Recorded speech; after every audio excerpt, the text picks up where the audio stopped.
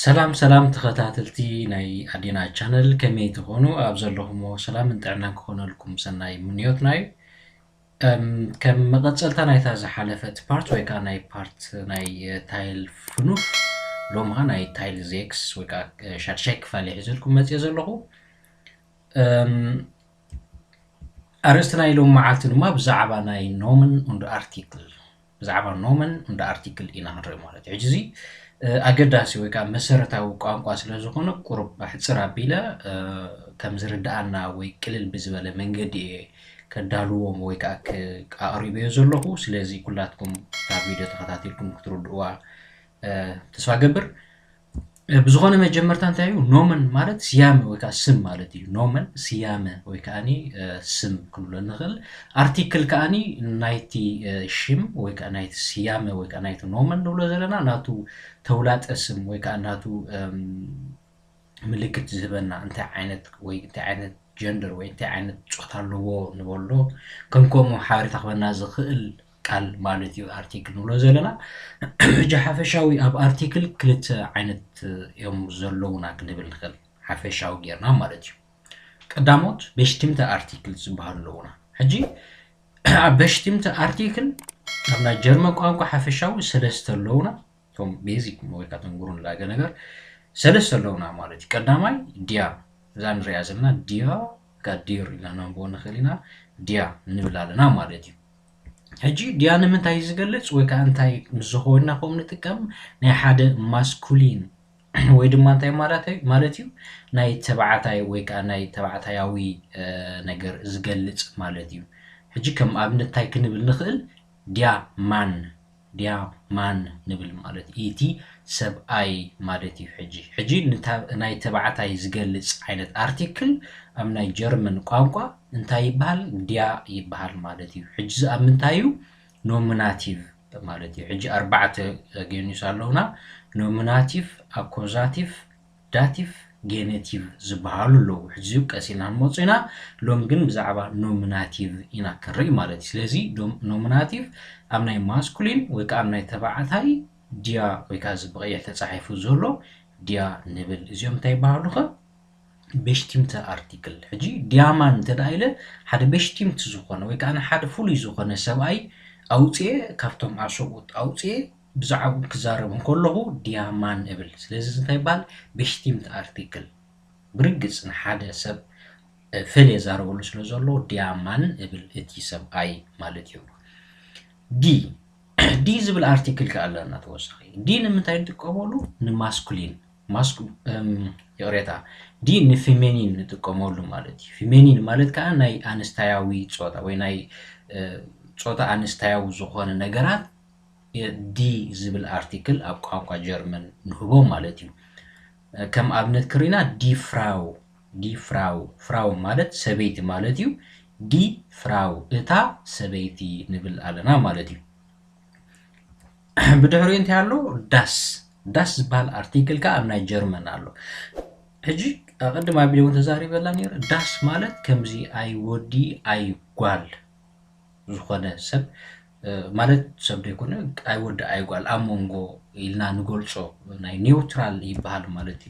نويترال ابالم ناي جرمن قانقا أبانا جن سلزيله كونجرنا نقولشو مالت اي ودي اي غال امونغو ويكا نويترال مسخونها داس إلنا نهبوم مالت كم ابنت داس بيبي إنا نبل بردياما ديا بيبي وي دي بيبي اي بالن تدا داس بيبي ايتي ويكا اتا قلعه مالتي يجي كمزركم سلازونه داس بيبي بال بناي قانقا جرمن مالتي اب جرمن الله مالتي جي دي خاني دي حجي فكالا يكونن كتم سلستيو حجي دي خنمتاي نتقومو لحفشاو ني بلورال تاي مالتي ناي بزح وي ناي حبار نجر امن زارو لخاني ناي بلورال وكا ناي بزحنت ارتيكل نتقم سخنتاينا نتقم دي ابنتايزي اب بشتمت ارتيكل مالتيو كما ابنت دي فراون اتن انستي دي فراون اجمني اتن انستي منالبات بزعبه كذا اتن انست خمس غيرن دي فراون هم زواس كماخت سمبايش بيل نول مالتي يجي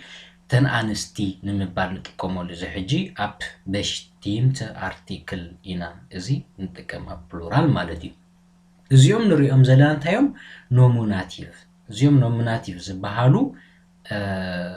እዮም ማለት እዩ ስለዚ ኢሎኩም ነይረ ክንዲ ዓይነት ኣለውና ኖሚናቲቭ ኣኩዛቲቭ ዳቲቭ ጌኔቲቭ ኢልና ክንመፅና ቀሲልና ሎሚ ግን ብዛዕባ ናይ ኖሚናቲቭ ጥራይ ኢና ክንርኢ ማለት ንሎ መዓልቲ ብምቕፃል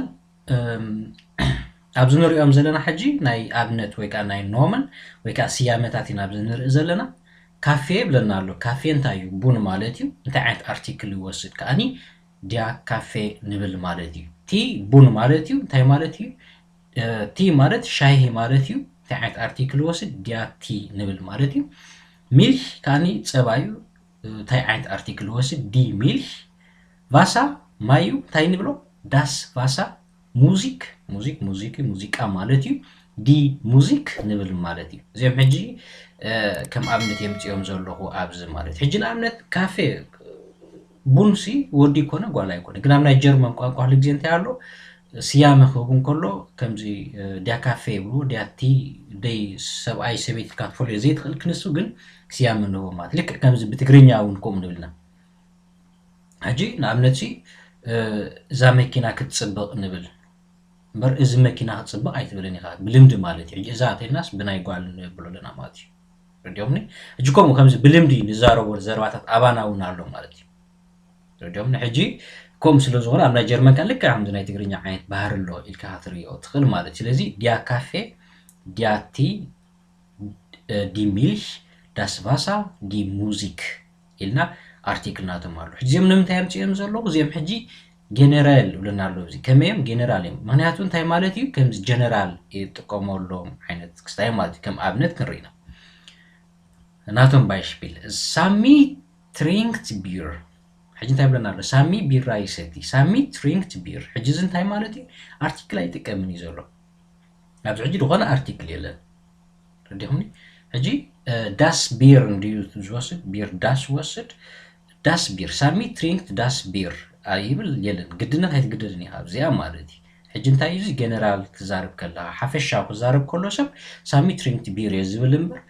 ሳሚ ትሪንክት ዳስ ቢር ኣይብልኒ ሓፈሻዊ ሳሚ ቢራ ሰቲ እዩ ኢለ ክዛረብ ተዳ ኮይነ ማለት እዩ እንተደኣ ንሓንቲ ፍልይቲ ቢራ ወይ ከዓ ነታ ትሪኣ ዘለኹ ቢራ ሰቲ ኣሎ ኮይኑ ከዓኒ እዛ ቢራ እዚኣ መን ሰቲ ኣሎ ሳሚ ሰቲ ኣሎ እንታይ ንብል ሳሚ ትሪንክት ዳስ ቢር እዛ ቢር እዚኣ መን ሰቲ ኣሎ ሳሚ ሰቲ ኣሎ ሳሚ እታ ቢራ ይሰትያ ኣሎ ዳስ ቢር ሕጂ በሽቲምቲ ማለት ልክዕ እታ ቢራ ኣብ ቅድሚ ድያ ዘላ ወላ ኣብ ቅድሜና ድያ ዘላ ብዘይገድስ ዳስ ቢር ተዳ ኢለ ልክዕ ነታ ቢር ነታ ንዛረበላ ዘለና ቢራ ንዓ ይሰትያ ኣሎ ማለት እዩ ሕጂ በሽቲምቲ እዩ ማለት እዩ ተራ ሳሚ ትሪንክት ቢር ኢለ ግን ጀነራሊ እዩ ጀነራሊ ማለት እዩ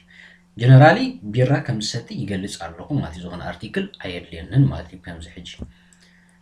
ሕጂ ኣብዚ እንታይ እዩ ኣይን በሽቲምተስ ቢር ሳሚ ትሪንክት ዳስ ቢር ተል ኣይን በሽቲምተስ ቢር ከም ዝብሎ ፅናሕና እታ ቢራ እታ ይሰትያ ኣሎ ክንብል ከለና ማለት እዩ ሓንቲ ፍልጥቲ ቢራ ምስ ትኸውን ማለት እዩ ብትግርኛ ክትርጎም ከለካ እዚ እዛ ኖሚናቲቭ ኢና ዘለና ሳብ ሕጂ unbestimmte ኣርቲክል ከዓ ኣለውና unbestimmte ኣርቲክል ከምዚ ፍሉያት ማለት unbestimmt በቃ ከምዚ ሕጂ እታ ሰበይቲ ንብል ነርና እታ ሰበይቲ ለና ሕጂ ኣቐዲምና ተዛረብናላ ሰበይቲ ትኮን ትኽእል ወይ ንሕና ክልቴና ከም ትዛረብ ዘለካ ሰብ ትፈልጣ ሰበይቲ እያ ነይራ ንብል unbestimmt ከዓ ናይ ሓፈሻዊ unbestimmt ከዓኒ ክንርኢና ማለት እዩ ድያ ዝነበረ ኣብ bestimmt ኣርቲክል ድያ ዝነበረ ኣብ unbestimmt ኣርቲክል እንታይ ንገብሮ ኣይን ንገብሮ ማለት እዩ ኣብነት ክንርኢና ሕጂ ማስኩሊን ድያ እንታይ ድወሲድና ነርና ማስኩሊን ወይ ከዓ ናይ ተባዕታያዊ ወይ ፆታ ተባዕታይ ተኮይኑ ድያ ወስድ ማለት እዩ እንተዳ ኣብ ሕጂ ኣብ bestimmt ማለት ኣብ unbestimmt ከዓኒ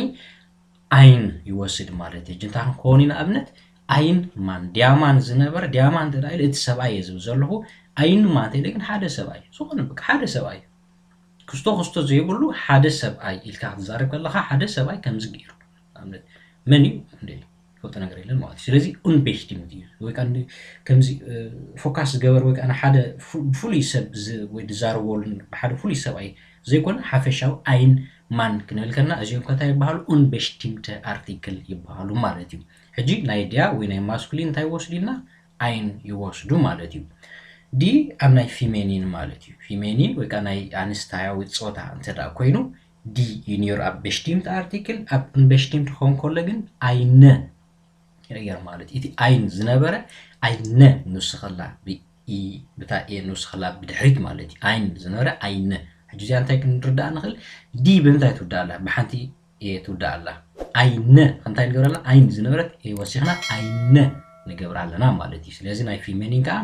ዲ ዝነበረ ኣብ unbestimmt eine ንገብሮ ንኣብነት eine Frau ሓንቲ ሰበይቲ እታ ዶ ይኮና ንላብዚ ሓንቲ ኤርገንዳ eine Frau ሓንቲ በቃ ሓንቲ ሰበይቲ ኢልካ ትዛረብ ከለኻ ማለት እዩ